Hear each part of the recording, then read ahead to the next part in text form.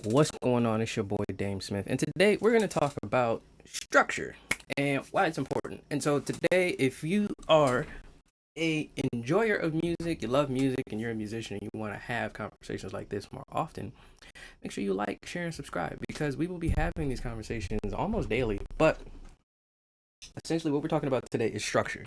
And the idea behind structure is kind of like adding some kind of like order to what you're doing with your musicality, your artistry, your talent, your skills, your network, and all that stuff like that. Um, Essentially, this was inspired by a conversation I was having with a music student who is playing for a group or a church or whatever, and they don't use too many systems. They have a few systems, but he was kind of showing and highlighting the different issues that come along with these systems. And so I want to point out some of the tips I may have for you as a musician, but I do want to point out and try to align a lot of these tips with business and try to make it simple for most people to understand simply because these things do kind of correlate in general for most, careers for people. So when we were having a conversation, this musician and I, we were talking about how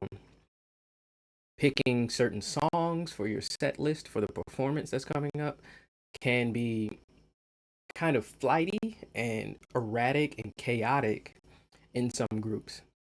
And the reason that is because the groups we're talking about, they usually go off of how they feel when it comes to setting the vibe of a show or which songs they want to perform.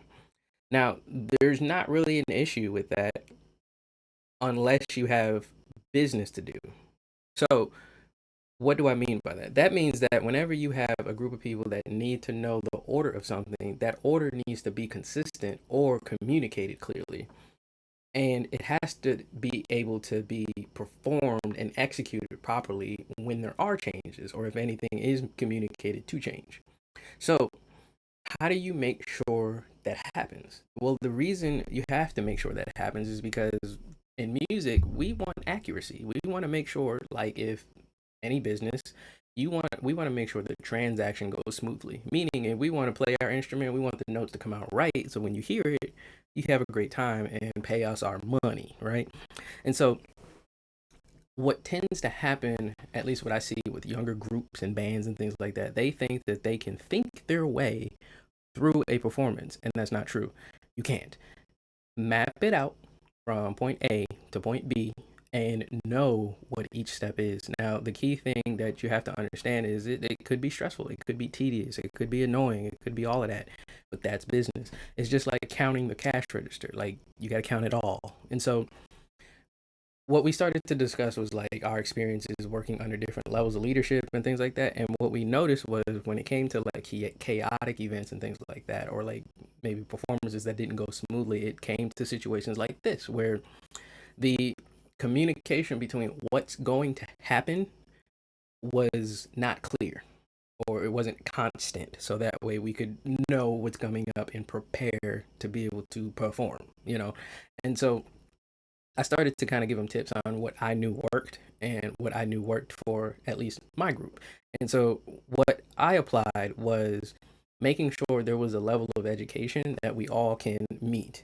So we had to have conversations that we all had the vocabulary and the concepts and the context to in order to have effective communication quickly. We needed to be able to do this quickly for the sake of business to compete and make sure, the next band it wasn't better. That was basically the point, right?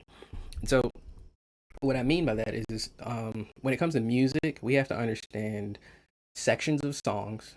We have to understand the names of songs, obviously, but we have to also know like key signatures, tempos, maybe how an intro is supposed to happen, how an outro is supposed to happen, um, chords, understanding which chords to play, what interval the chords land on, and then when it comes to like singers, understanding intervals for harmonies.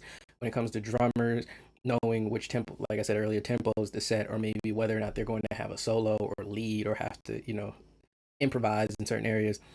If you don't know this stuff is coming up, it'd be like playing a video game for the first time. Like if you played Crash Bandicoot, it's basically a game where you just run forward and you jump and dodge obstacles and then you try to solve puzzles, right? If you don't know what's coming up, you're gonna fall and trip up and hit stuff all day long until you start to get into the groove of things, and that's where you develop the muscle memory. Muscle memory is gonna help a lot of musicians that use their muscles to perform, because you're gonna be able to perform the song without having to expend thinking energy, and be able to communicate and maybe entertain and do way more with your energy now, because you're not focused on what note is next or what song is next or whether or not you're in the right key or if you're in sync with the piano player. You don't have to think about that. So to relate it to general people, that'd be like if you worked at a Wendy's, right? And you're sitting here, you're cooking your fries and you're doing, you know, your the order that's in front of you, and you look up and you see the drive-through window and there's someone waiting, right? So you go over there, let's say, I don't know how it works. I've never worked at fast food. So you go over there and you take the person's order and they're cool. And you go back and you start making the second order. And then you realize, well, the person who's running the drive through is never over there. What's happening? You don't know what's happening, right? So you go over there, you take the third order. And so now you're cooking three orders, and then a fourth person comes up and you're like, okay, what is happening? So you see how the stress levels of confusion are just coming up. You're just doing your job, you're just focused on it, but you're losing information as the time goes on. Like you're getting more work, but there's less information being fed to you, and you can't keep doing the work because you're eventually going to run into a problem. Whether it's, someone delivering the order to the customer or someone delivering the correct order to a customer, there has to be information that has to be led, coming from you or received to you. And that's going to be pretty much the problem most people are going to run into when they don't have these structures when it comes to their, rehearsals or working with groups and bands. So one of the next things we ran into was understanding our roles within a group, right? And so this person, they were a drummer, right? I'm a piano player. I can play brass and I can also like produce and write and all this other stuff, right?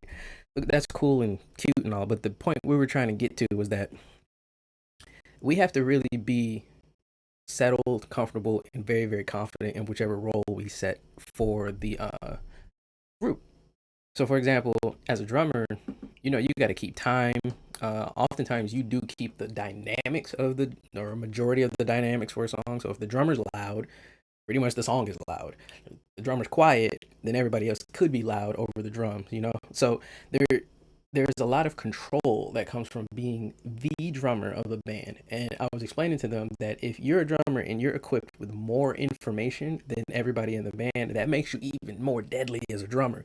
Meaning, if you're a drummer that can understand the key your signature you're in, you can understand what section of the song you're on right now. If you're a drummer who can create fills that fit the music and understand, and you can direct other musicians through their instrument with the help of your own, you're on a level that like pretty much would be like if you went to the gym and there's like a big swole guy just telling you to lift strong weights versus like the chubby fat guy explaining like nutrition.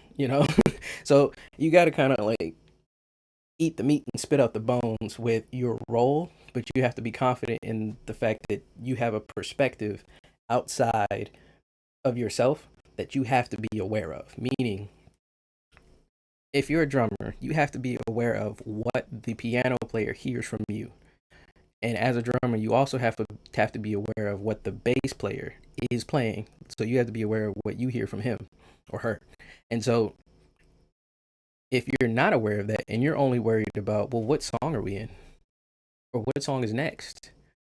There is a gap between both the piano player and the bass player as far as communication that's going to break down for the audience. They're going to hear it. They're going to know that y'all have to figure out what's coming next and tell each other. And they're going to see it. They're going to hear it. And they're going to see it. And they're probably going to feel it too. And so that's going to be the separation between understanding the fluidity of a system and having a system, and then understanding, oh shit, I need to be aware of a system. Like I have to not only have one, but I have to be aware that it's a system. It has to function a certain way. I can't, leave anything up in there. And so this was one of the things that we kind of, it wasn't really any resistance in the conversation. We pretty much agreed on most things. Um, if I were to say we disagreed with anything, it would probably just be like we liked a song differently. But when it comes to understanding that these things need to be in place, it was kind of like cut and dry simply because of that. Like there's so much information that musicians have to wrap their minds around when it comes to a performance, that if you can get a grasp on more of it, then you can be in control of the parts that are necessary for you to be in control of. So to put it in an extreme example, if you were on an arena show, for example, there's almost a person for every job needed for a performance to go perfectly or to go smoothly. So if there's a person who's on sound, there's a person who has to put the sound equipment together. If there's a person who's going to be working on, let's say, clothes and wardrobe and things like that, there has to be a person to deliver and purchase and account for clothes and wardrobe, right? And so there's a person for every little piece that needs to be understood, and that person has to have a system in place for them to get their job done perfectly. And that's key for every band ever, anywhere. And so if you think your band needs, systems, or you think you're missing something, make sure you put it in the comments because we can have that conversation. There's a big portion of bands that are together right now, they're going to perform, that don't practice music theory together. So that's another thing too. But we'll get into that in another video and we'll explore it. Make sure you like, share, and subscribe. And if you want to have more conversations like this, let me know in the comments. But I'm out, y'all. Peace.